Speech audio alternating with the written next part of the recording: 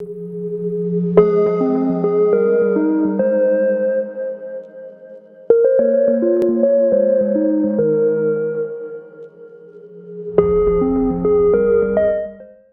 le cas de Vichères, dans l'autre vallée, où le village a été abandonné dans les années 50 et tout a été racheté par la bourgeoisie et reboisé.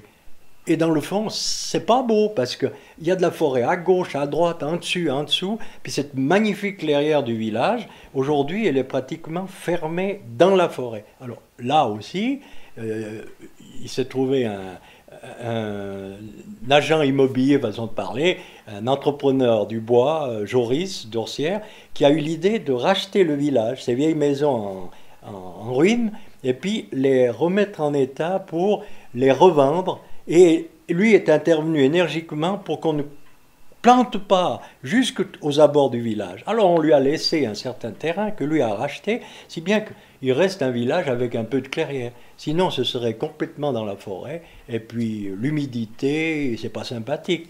Mais dans le fond, pourquoi les bourgeoisies reboisaient comme ça?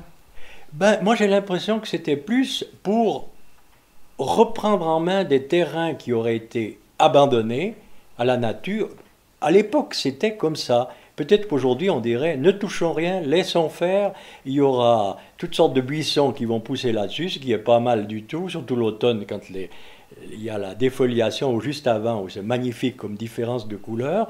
Pour la microfaune, c'est superbe aussi. Mais non, à l'époque, on pensait que des terrains agricoles abandonnés, le chemin suivant, c'était de les reboiser.